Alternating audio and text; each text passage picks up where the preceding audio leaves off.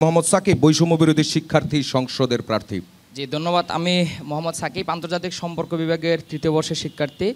আমি বৈষম্য বিরোধী শিক্ষার্থী সংসদ প্যানেল থেকে আন্তর্জাতিক বিষয়ক সম্পাদক পদে প্রতিদ্বন্দ্বিতা করছি। আমার অন্যান্য ক্যান্ডিডেটরা যেটা বলেছেন তারা অনেক কিছু উদ্যোগ নেবেন, অনেক কিছুই করবেন, আমি তাদেরকে সাধুবাদ জানাই। তবে আমি মনে করি ঢাকা বিশ্ববিদ্যালয়ের ছাত্র সংসদের কাজ হচ্ছে আসলে অ্যাকাউন্টেবিলিটি নিশ্চিত করা, ট্রান্সপারেন্সি নিশ্চিত করা।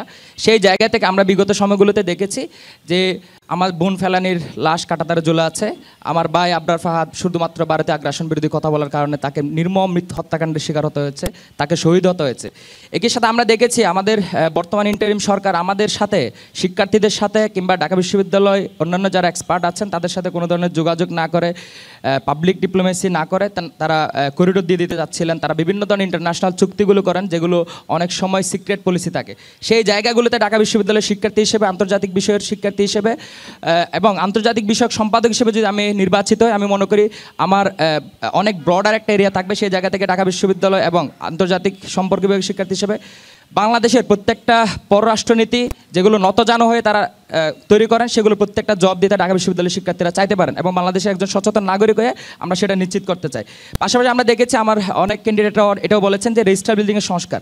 আমরা যখন থেকে ক্যাম্পাস লাইফ শুরু করেছি সেই এক সপ্তাহ থেকে এই ডিজিটালাইজড ক্যাম্পাসের জন্য, ডিজিটালাইজড রেজিস্টার বিল্ডিংয়ের জন্য আমি আন্দোলন করেছি, এখনও করছি এবং আমি মনে করি এই ঢাকা বিশ্ববিদ্যালয়কে একটা মানদাতার আমল থেকে মুক্তি করে একটা ডিজিটালাইজড আধুনিক এবং বিশ্বমানের বিশ্ববিদ্যালয়ে পরিণত করতে হলে সর্বপ্রথম এই রেজিস্টার বিল্ডিংয়ের সংস্কার করতে হবে, আমাদেরকে আধুনিকায়নের পথে হাঁটতে হবে।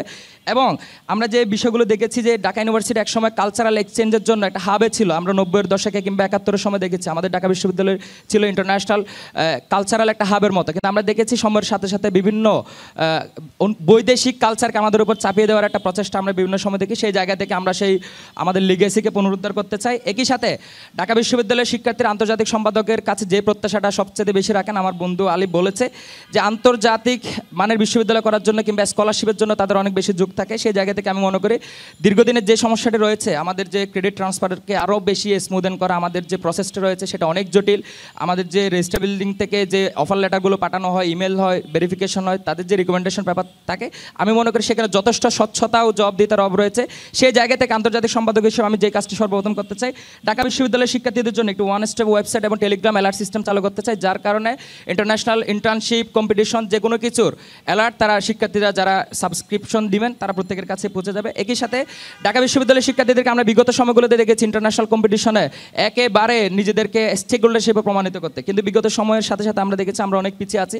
সেই জায়গা থেকে প্রতি বছর কিংবা 3 মাস পর পর আমরা একটা south Asia student diplomacy summit করতে চাই, যেখানে ভারত, পাকিস্তান, ভুটান, নেপাল কিংবা আমাদের আশেপাশের যে রিজিওনাল কান্ট্রিগুলো আছে, আমাদের যে নেবারিং কান্ট্রিগুলো আছে, তাদের সাথে আমরা সমন্বয় করে আন্ডার গ্রাজুয়েট স্কলারসদের মাধ্যমে আমরা একটা রিসার্চ গ্রান্টের আয়োজন করতে চাই, আমরা স্কলারশিপ সামিট করতে চাই, আমরা স্টুডেন্ট ডিপ্লোমেসি সামিট করতে চাই, যে কোনো ইন্টারন্যাশনাল গ্লোবাল ইস্যুতে যাতে ঢাকা বিশ্ববিদ্যালয় একটা স্বতন্ত্র স্টেক হোল্ডার হিসেবে তাদের মতামত দিতে পারে, ঢাকা বিশ্ববিদ্যালয়ের শিক্ষার্থীরা যাতে বাংলাদেশের পররাষ্ট্রনীতিতে তারা জব দিতে নিশ্চিত করতে পারে এবং ঢাকা বিশ্ববিদ্যালয় যাতে আন্তর্জাতিক অঙ্গনে নিজেদেরকে আরও সমৃদ্ধ করতে পারে, আমাদের যে পার্টিসিপেশন সুযোগগুলো রয়েছে সেগুলো যাতে আরও বাড়াতে পারে।